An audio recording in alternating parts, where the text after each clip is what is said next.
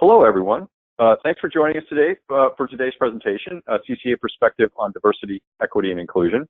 This is Alan Hickenbottom. I'm the Northwest Project Manager with Lean Energy, and joining me today for our presentation will be Alexandra McGee, Community Power Organizer with Marine Clean Energy. And again, very sorry for the late time change on today's session. We had some unforeseen circumstances come up. So yes, our sincere apologies on that. Before we get started, a few housekeeping items. Today's presentation will be about 45 minutes, hopefully with time for questions. We'll be receiving these questions through the chat box you should see on the right side of your screen. We're also recording today's session. We'll be sending out a link to the recording after the session. Before I introduce Alexandra, I want to talk a little bit about Lean Energy. Lean Energy is a national nonprofit dedicated to accelerated expansion and competitive success of clean energy community choice aggregation nationwide. As you can see from the map, there's quite a bit of activity around the country on community choice aggregation, and Lean Energy is providing services in many of those states, including outreach, information, education, CCA formation and development, regulatory and legislative affairs, and new market development. You can learn more at the link below, leanenergyus.org. And now to our presentation. Alexandra McGee is the Community Power Organizer for Marine Clean Energy, California's first community choice aggregation program. She is responsible for representing and advocating for customers in MCE's service area who have been traditionally underrepresented in the renewable energy narrative. As the main point of contact for the Community Power Coalition and MCE Latino, her role is sensitive to the issues which affect low-income communities and Spanish speakers in particular. She received her MA from UC Berkeley in 2014 after completing her thesis on small-scale decentralized renewable energy systems for rural electrification in Nicaragua. And with that, I'll turn it over to Alexandra. Welcome. Thank you, Alan, and thank you to the whole Lean team. I think you should rebrand as the Lean Green Machine, but we'll keep it Lean for now. And thank you, everyone, for joining us on the phone. I hear that there's people from all over the nation, so thank you for taking time this morning. I wanted to explain a little bit about why I'm the person who's speaking to you right now, and then provide an overview of the presentation before we get started. So my role at MCE, I started here to focus on issues of environmental justice and equity, and over the course of the evolution of CCAs in California, have been very fortunate to work with my sister agencies, our fellow CCAs, as they have emerged. And most recently, as of last year, we have a CalCCA Environmental Justice and Equity Working Group. So CalCCA is the trade association that kind of coordinates among our various entities, and the EJ and Equity Working Group is a place where other CCAs can come in and learn from each other and figure out best practices. So even though I work at MCE, and obviously a lot of this presentation will have examples from MCE, given my role with the other CCAs, I will do my best to represent them here as well in the great work that they are doing. So Alan, would you mind moving us to the next slide? Thank you. So I know that there are people here who are working for a CCA, and there are people who are forming a CCA, a community choice agency, and then there are people calling in who are interested in pushing the legislation to get one forming. So I wanted to start at the very basics and provide an overview for every level of engagement with community choice. So essentially here you have the most basic piece of knowledge. Previously, the IOU, or investor-owned utility, in many of these areas were responsible for both the generation and delivery of electricity. By forming and launching a community choice agency, you're essentially diverting the responsibility for generation to your CCA. So they are now responsible for creating a portfolio to generate the electricity to put on the grid on their customers' behalf. The customers don't even see a flicker in their lights. It's the same reliability, same beautiful energy, except it's coming from a different portfolio. And a lot of these CCAs have goals for more renewable, more less carbon intensive portfolio. So that's the basics. Go ahead, Alan, next slide, please. And so this might be an overview for people in California, but CCAs have proven to be tremendously successful and tremendously exciting. So over the last few years, you see an explosion across California of different CCAs. I'm fortunate enough to work at MCE, the first CCA that launched in California back in 2010. and as a result have been able to work with these other CCAs as they've gotten up and going. Next slide, please. So here's the bulk of the presentation. Community choice agencies, the majority of CCAs in California are not-for-profit public agencies. So you're redirecting a revenue stream so that customers were paying for the generation of electricity. You're funneling it through an agency that doesn't have a profit motive. They don't have shareholders. They don't have shareholders to pay dividends to. And as a result, while the majority of the money paid by customers goes straight back for the energy contracts that go into the portfolio, there's still a little bit left over. And that little bit left over has a variety of opportunities. The CCAs particularly are very proud of being agile and nimble local government agencies. And so each of them has a different take on what their communities need and what kind of gaps that they can fill. So this local reinvestment is the heart of my presentation today and how it ties back into diversity, equity, and inclusion. Next slide, please. So there are three primary categories I wanted to talk about regarding local reinvestment. The first are these renewable energy projects. So when you think steel in the ground, infrastructure that didn't exist before CCA, that's the renewable energy projects we'll be discussing. There's also customer programs. So these kind of range the gamut depending on the CCA. We've seen energy efficiency, electric vehicles, heat pump switching from natural gas to electricity. We'll have some examples there. And then lastly, and I think this gets its own beautiful big circle because I think workforce development is one of those key actions for a CCA to consider. Workforce development allows CCAs to retool our local communities to enter into the green collar economy. So if you're concerned about issues of environmental justice and are familiar with the term of a just transition to a clean energy economy, it means that no one's left behind in this change, that the renewable energy revolution isn't leaving behind any of our more vulnerable and, in large part, our low-income customers and community members. So by investing in workforce development, you're creating skills for your community to enter into the green collar economy, which is part of this just transition. That means no one's left behind. So that's why it gets its own circle. I think it's particularly important as you're thinking about your own CCA's programs or the potential that this type of local reinvestment can take. Next slide, please. So let's get started on renewable energy projects. Next slide. And you'll notice I will be going fairly quickly through these slides. My intent here is to leave you with a resource that you and your colleagues and your agencies can refer to as a resource long after this webinar has ended. So I'm going to be running through them, but they will be made available to you for your reference. So here are two really great studies by UCLA and the National Renewable Energy Laboratory. There's this myth out there that CCAs don't actually build out renewables, and we're going to talk about why that's false. And if you want to look at some of these studies, they're third-party studies, obviously not made by any CCA by ourselves, so feel free to look that up. Go ahead, next slide, please, Alan. So I work at MCE. These are our people. This is our community. These are the face of our local energy projects. MCE has 31 megawatts of local projects. 20 are operational and delivering power, and roughly 11 are in the pipeline, meaning they might be finishing their permitting or perhaps finalizing their environmental impact reports, securing their financing, but they have a standard offer contract that guarantees that we will buy the generation produced from their projects as soon as they're online.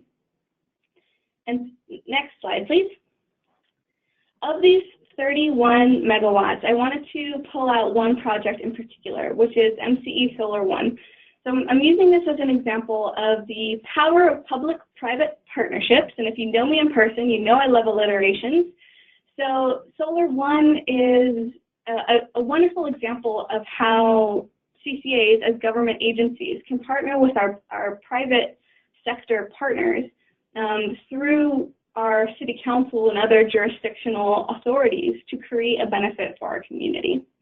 So what you see here, I won't read it to you, but it's essentially the timeline that it took the City of Richmond, MC serves the City of Richmond, to create a project where we're partnering with the Chevron refinery, which is also based in the City of Richmond, to essentially lease a remediated brownfield site to MCE. So for those of you in the industry, a brownfield site is considered toxic, and so and it's a huge cost to remediate it. So the fact that the City of Richmond was able to negotiate a $1 per year land lease is an enormous opportunity to use land that wouldn't be used for anything else. It's got a landfill that cannot be breached. It's a capped land. Sorry, did I say landfill? It's essentially a cap over the brownfield site. There we go. But you can place solar panels on top of it without breaching the cap. So you're using land that otherwise wouldn't be used for another purpose, and you are creating the renewable energy resource, which has a carbon benefit, obviously, but then there's also the jobs that putting up 10.5 megawatts of solar produces. So in order to maximize this public-private partnership, the City of Richmond also put a 50% local hire requirement on this project, meaning that 50% of the construction workers that would be used for this project had to live within a City of Richmond zip code. The thing was, there weren't enough people in the City of Richmond that were qualified for to reach this 50% local hire requirement. So MCE partnered with a local job training program, our nonprofit partner, Richmond Build, to train 3 cohorts of students who live within those surrounding zip codes for them to have those skills, those green collar skills, to install these solar panels. So and their students, 95% are minority, all are low income, 30% have a history with the justice system. This is a primary way that we can engage people facing additional barriers to entry to give them the skills necessary for this just transition to participate in the renewable energy industry. So our private partners, the financier and the developer of the project, were able to hire almost 50% of the workforce. I think we just came shy because there just simply weren't enough people. I think we got 47, 48% of the workforce ultimately ended up being local, and 60% of that workforce was union. So it's a good way to train your community members to get union jobs, to create a resource where there wasn't one before, and to do so all by strengthening these partnerships within your community. Next slide, please. So here's some of the numbers. If you're looking for scale, we essentially repurposed 60 acres of remediated brownfield site, 35,000 solar panels, and they produce the annual equivalent to roughly 4,000 homes within the surrounding area. And with that beautiful, clean, greenhouse gas-free resource, we're eliminating more than 3,000 tons of carbon dioxide. So for those of you not as familiar with what tons of CO2 looks like, it'd be like removing 680 fossil fuel cars off the road a year. And if you're from the Bay Area, you know that that's a really big deal, and I would love if we could do that physically. So the 50% local hire requirement is an opportunity that city governments have with this partnership with CCA to leverage the effort to maximize the benefit for their communities. Next slide, please. So I know solar panels are kind of the darling of the renewable energy industry, but I'm here to be a cheerleader for storage and baseload energy as well. So what many of you may not know, because I didn't know when I started here, is that commercial customers get charged differently than residential customers.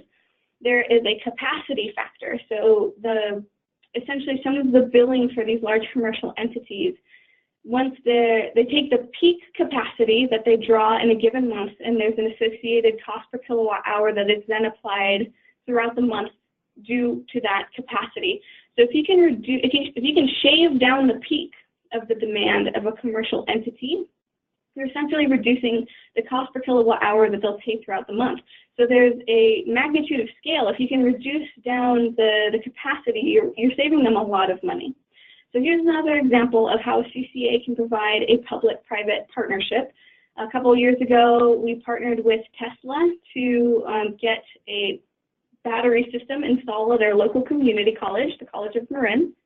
This has a value, this again, it was a couple of years ago, so battery was even more expensive, has a value of $5.8 million, but it does exactly what I'm saying. It dispatches load at the peak times, reduces the capacity of the draw that the College of Marin would otherwise be putting on the grid, and as a result, their bills have reduced significantly. They have a monthly savings of roughly $10,000 a month. So this is, I think storage is the new frontier for many CCAs, and this is something that you guys can be thinking about as you're developing your own programs. Next slide, please. So similar to storage, let's talk about base load. So solar and wind get a lot of love, but let's hear it for bioenergy, geothermal, and small hydro. These are sources of electricity that are carbon-free and also provide a consistent source of clean energy. So whereas wind and solar are intermittent and they may be perhaps easier to put up, these sources can help alleviate some of that grid strain that California and other states are feeling. And when the sun goes down and the wind tapers off and all of a sudden you have people coming home from work and there's quite a strong duck curve many of you have heard about, baseload renewables can be one of those ways to alleviate some of that sharp decline in our intermittent sources. So here are two examples. The first is a redwood, a landfill within MCE service area. Came online after 12 years of work, and it cost roughly $14 million to complete. But not only does it create this baseload renewable, but it also captures methane. Methane is a greenhouse gas, and I've seen various studies, but I'm comfortable saying it's roughly 27 times stronger than CO2 as a greenhouse gas warming agent. So not only are you capturing methane that would otherwise be flared off, but you are creating local resiliency, local renewable energy. There's another example of our sister agency up in Humboldt County, the Redwood Coast Energy Authority, has 2 power purchase agreements that have kept local biomass generators from getting shut off. They brought them back online after being shuttered, created a marketplace, created a buyer for this local baseload renewables, 23 megawatts roughly. And so these are local jobs that are being preserved. These are roughly 50 employees were associated with both of those biomass facilities. And now that our CEA is a local off-taker of those renewables, those jobs can be preserved, which is great, especially for a rural area. These are job keepers and job generators. Next slide, please.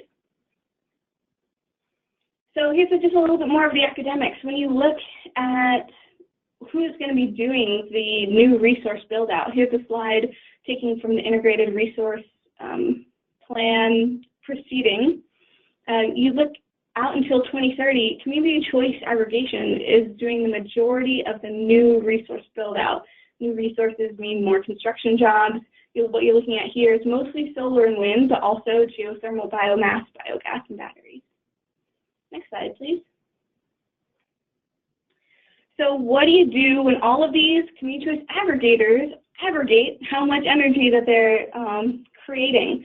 What you see here, obviously a map of California.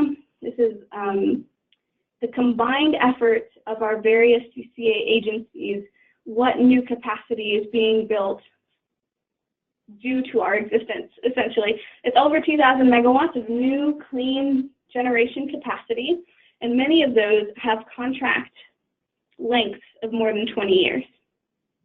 Next slide, please. All right, so let's shift gears a little bit. I think we have about 25 minutes, so that was the steel in the ground, the stuff that gets a lot of attention. Let's talk a little bit more about stuff that happens behind the scenes, which is customer programs. Next slide, please. So Alan, thank you for pointing this out. I thought it would be helpful, and I agree with him, to talk a little bit about California's discount energy rates. So this may not be the case depending on what state you're tuning in from, but in California we have 2 discounted energy rates, both for electricity and for gas. The most common rate is called CARE, the California Alternate Rates for Energy. This is the most popular program. What you see to the right is the eligibility criteria for these discounts.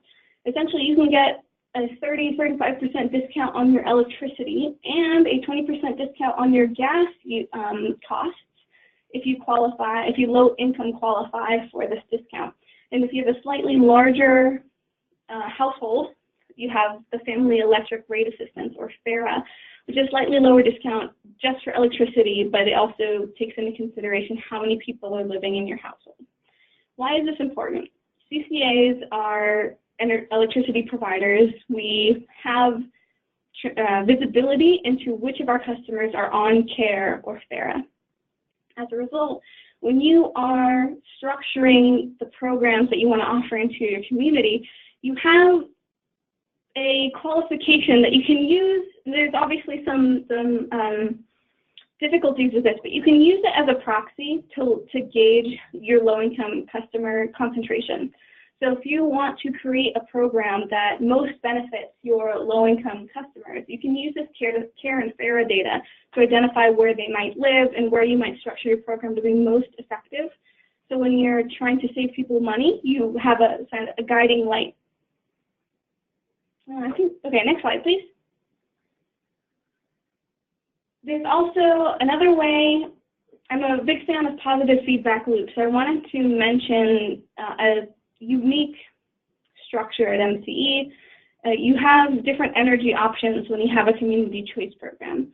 MCE's 100% renewable energy option is called Deep Green. It's made up of 50% California solar and 50% California wind. And customers who sign up for 100% renewable energy get a 1 penny per kilowatt hour premium on their bill. So for most customers, it's $3 to $5 a month extra to go 100%. What is interesting about this rate structure is that we take half of that premium, so half a cent per kilowatt hour, and we put it into a local development fund. And that local development fund can then be used to finance unrestricted customer programs. So we have used it for the Solar One project. We can use it for other items, other projects, whatever most benefits your community. There are these creative ways that you can redistribute some of these funds that are being funneled through your CCA for that community benefit. So this Deep Green rate structure allows for that as well. Next slide, please. So I wanted to use electric vehicles, again, in the theme of storage and base load. Electric vehicles are going to be an integrated part of the modernization of the grid. So I know a lot of people are interested in electric vehicles. I wanted to provide some cross-CCA approaches to electric vehicle infrastructure. So for example, in our service area, our investor-owned utility, PG&E, has a program for 10 or more ports. So if you are a commercial entity and you want to put in charging for your employees, you can qualify for PG&E's program. But let's say you don't have space for 10 plus ports.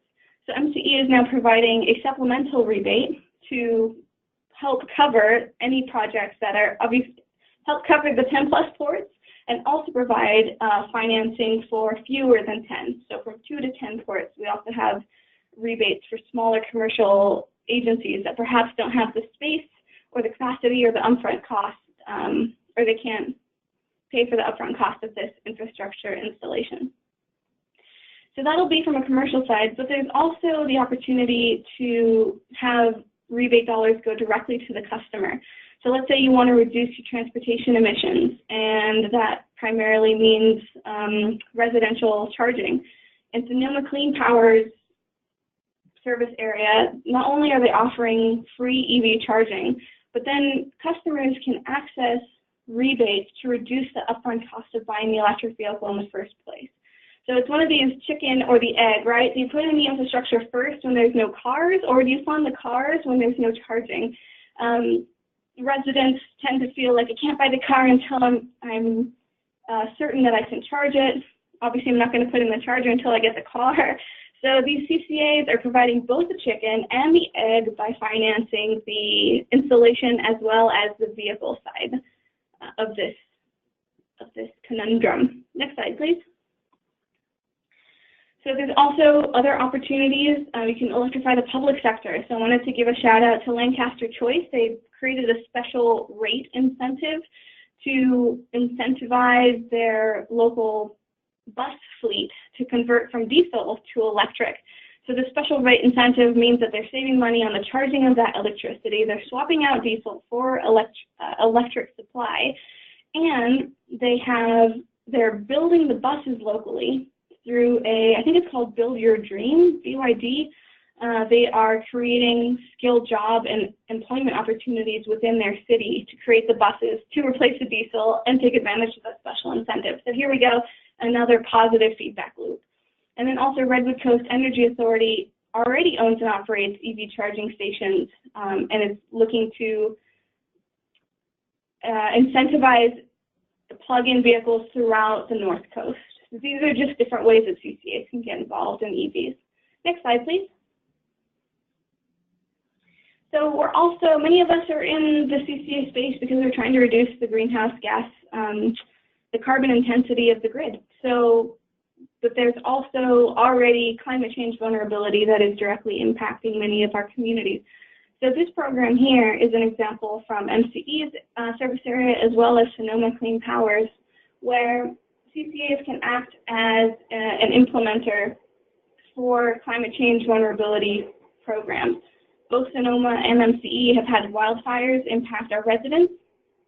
So we can help for people who are staying in the area and rebuilding their homes, we can help facilitate these $17,000 in rebates for the reconstruction, with the caveat being that that reconstruction should be energy efficient and with low carbon intensity. So part of that $17,000 could be solar systems or storage or heat pumps, Energy Star appliances, anything so that when the house is rebuilt, it has a smaller carbon footprint in the long term. Next slide, please. So megawatts and microgrids. We used to say that the cheapest energy you'll ever use is the one that you don't. So megawatts are a shorthand for our energy efficiency programs. So rather than mega. So Redwood Coast Energy, so this ties into microgrids as well. So you reduce the demand of your community, you're reducing the energy burden, obviously, on the bill, and then you're reducing the need to dispatch electricity on their behalf.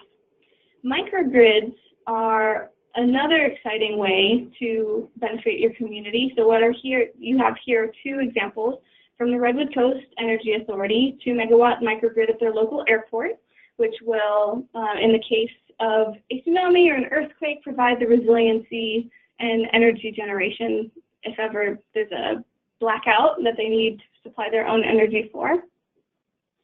And then City of Lancaster has this other really interesting program where they combine the energy efficiency, you take energy efficiency to its extreme. You get zero net energy, where you're essentially providing everything you need on site. And so there's a zero net draw from the grid. So they're funding ZNE homes, and if all those homes become self-reliant, then their goal is to create a microgrid from the combined capacity of those homes. So that would then become a dispatchable microgrid. It's essentially a load arbitration that they can incorporate into their portfolio while saving the homeowners money because they have a lower energy burden. Positive feedback loop. All right, next slide, please, Alan. So with all of that, we come to workforce development, which I've identified this as a very important piece for MCE's investment strategy, again, because it directly targets those who may be left behind and not feeling the benefits of this transition, and it gives them the skills necessary to engage. Next slide, please. So there's multiple ways you can go about this. In California, we have a supplier diversity program. This is run by the California Public Utilities Commission. It essentially encourages investor-owned utilities to contract with businesses that might be facing barriers to entry into the utility industry.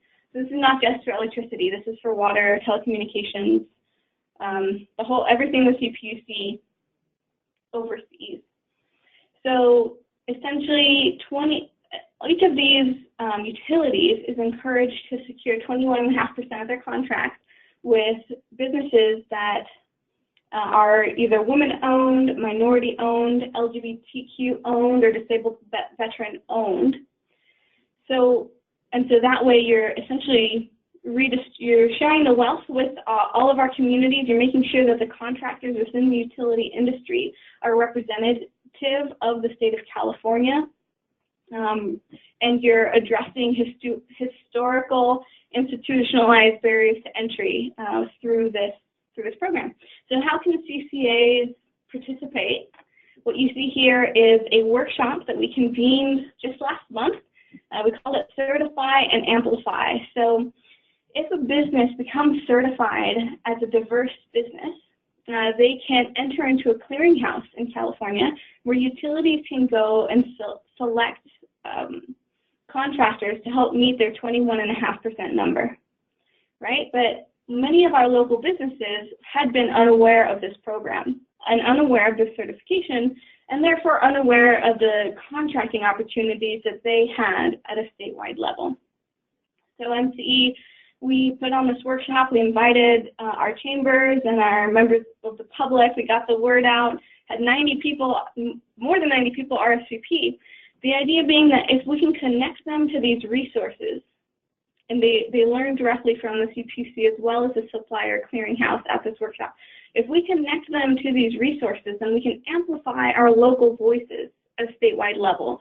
And we can essentially be that convener again, that facilitator, that connector that gets our communities connected to these economic opportunities. So this is another way that CCAs can participate in workforce development. You're essentially getting contract dollars redirected into best serve your community. I think that pretty much covers it. Next slide, please, Alan. So besides contracting, helping connect your local businesses to statewide opportunities, there's also direct investments that you can do with local partners. So these are 4 of our various workforce development partners at MCE.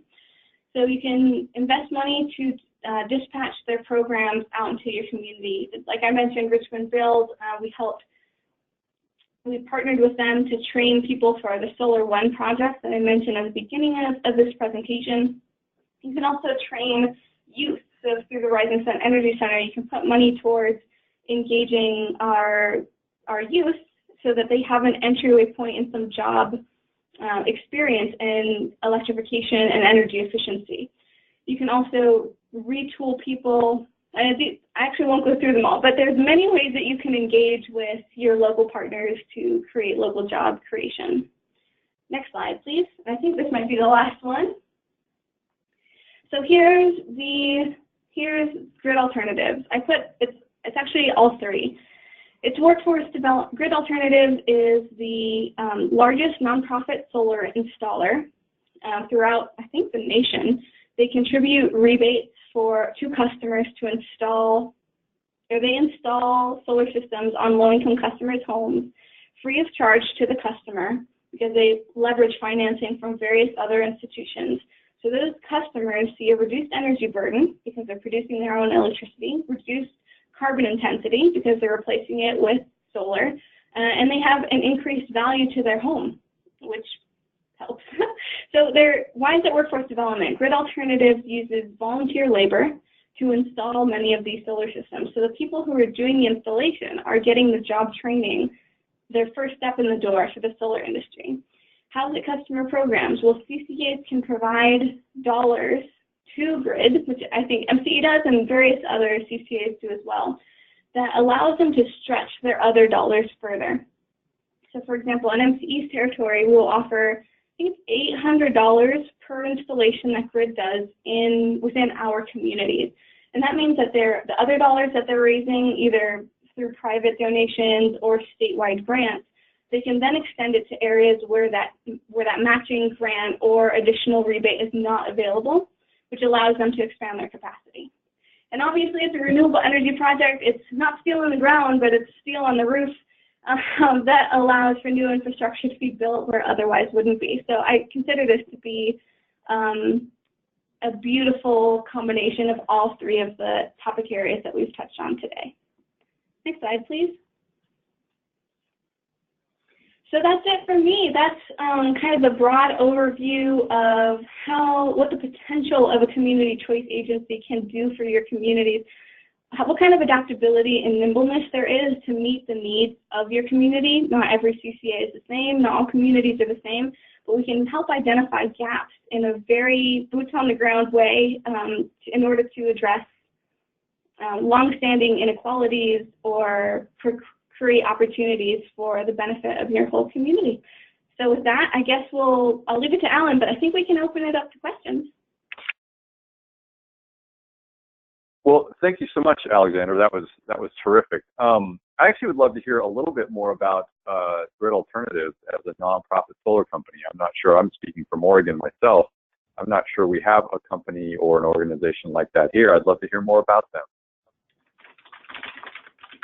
So, good question. Grid Alternatives, they are national, so I guess maybe they're not in Oregon, but they essentially, like I said, in California, they leverage a number of statewide funds in order to reduce the cost of each of their individual solar systems. So essentially, if you are low income and you reach out to Grid and say, hey, can I qualify? They'll come out and check on your roof, and they'll see if, and they'll essentially connect you to the funding sources necessary. So they will go out to your house with a crew of volunteers on a given Saturday. I think all they ask from you is maybe lunch to be provided.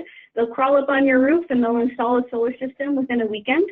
And then they leave you with this solar system. And the way they're able to pay for it is via these statewide funds. Sometimes, like the city of Richmond has a matching fund where they will provide additional rebate dollars to install within Richmond. MCE then provides other money for those installations to be completed more effectively.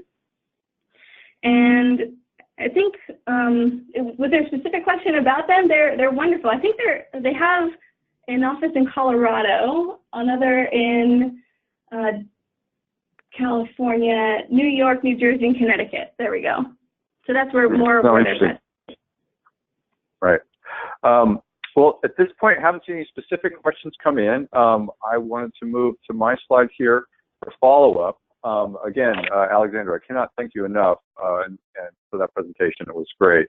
And as we mentioned, we'll be sending out both a link to a recording of this presentation, as well as a PDF of that presentation. I wanted to mention an upcoming webinar Tuesday, May 14th, on how many California parts of CCAs are getting to 100% renewable in 2019. Again, my email and phone number is there for any follow-up questions. Look forward to hearing from you. And with that, our session is concluded.